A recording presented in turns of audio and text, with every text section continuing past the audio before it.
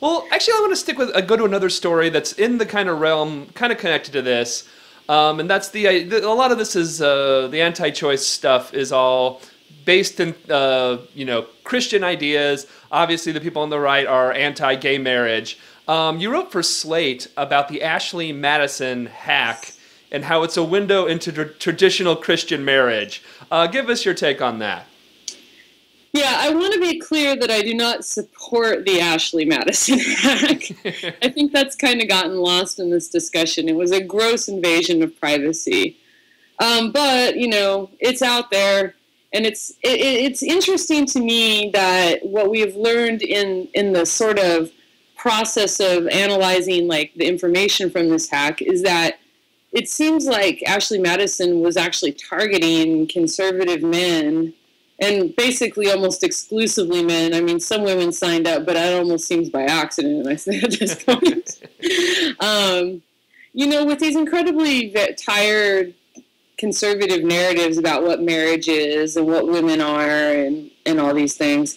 And so in the sense that, a lot of Ashley Madison advertising is, portrays wives as these nagging, bitches that cut you off from sex the second they get a ring on their finger. And then perpetuates this fantasy that there's somehow all these women out there that aren't that somehow, even though all women are that. I don't understand this sort of logic of misogyny. But right. Because that's such an appealing narrative to a certain kind of guy, it's not a surprise that when people started trawling the Ashley Madison data dump, that they found a lot of Christian conservative men on there, like Josh Duggar, that guy from the video, the Christian vlogger guy, Sam Rader, things like that. And I think it was interesting because it really showed us a lot about sort of the narratives and assumptions of Christian, that the kind of traditional Christian marriage creates for people. And if I may be sympathetic for a moment to these guys, I think that they are hurting themselves with these sort of belief in these narratives. Specifically, the traditional marriage narrative, just sort of breeds a Madonna whore syndrome in men. Like this notion that, your wife and the mother of your child is not a sexual being, and therefore, you want that sort of chaste woman in the house.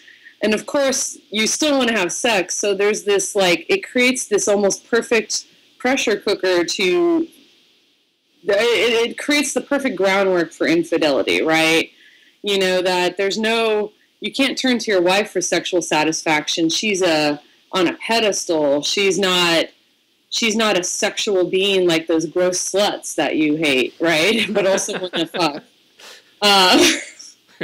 And so you have to look outside, and if they could just be healthier in their views of sex and marriage, that sex isn't dirty, that women who like sex are not dirty, that your wife is not dirty for being a sexual person, maybe they could be happier in their marriages instead of try to have these two kind of spheres of their life, which doesn't even work out anyway. I don't know if you've seen all this research that shows that most of Ashley Madison's users were it was a man pile, just a bunch of dudes talking to each other.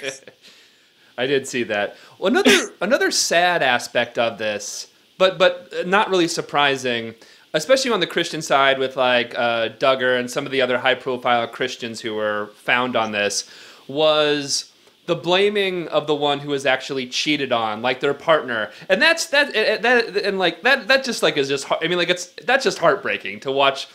Them having to bring out the wives who were cheated on and kind of blame them. It's if you did a better job of taking care of your husband, he wouldn't have had to go and cheat on you, kind of thing. Which is that's just disheartening.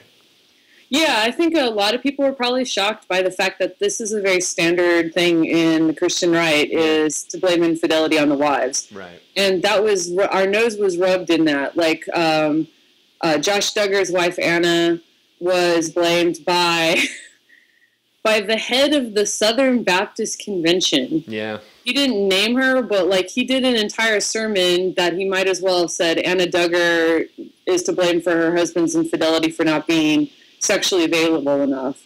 And, you know, and even when the wives aren't blamed, like, they are still hauled out and forced to do this, like, act of forgiveness that they may not be even ready for yet, right? Because in the Christian right, even though men are not supposed to cheat, it's shocking. They get forgiven immediately for it, like immediately. As soon as it happens, like the word "I'm sorry," and then you're forgiven, right? And part of that forgiveness is the wives are under this immense pressure to forgive and forget immediately. And I find this to be very fascinating because, like, you think about sexual double standards, right? Right. So, like, right now the Christian right is fighting against abortion rights and contraception access. So if women have sex, even if it's not adulterous sex, even if it's just in marriage or premarital sex or whatever. Sin is what you're trying to say, Amanda. Yeah. There is no forgiveness. You will be saddled with unwanted pregnancy and too bad, so sad. Mm-hmm. But if you're a man, you're not cut off from medical care if you have sex. If anything, everybody talks about how you need help and they try to get you all this help. Now, to be clear, I don't think men need help when they want to have sex. That's normal. That's just normal behavior. Like, Josh Duggar, for instance, is in rehab for porn addiction. That's not a thing. Like, the fact that you look at porn and masturbate doesn't make you an addict. It makes you a person. But, you know, I do think it's interesting that when men have these urges, they, even though they are still being abused and punished, they get at least some kind of narrative of care, whereas women are just more responsibilities, right? Right. Women aren't allowed to be mad, and they're not allowed to be sad, and they're not allowed to feel betrayed. They're just supposed to forgive.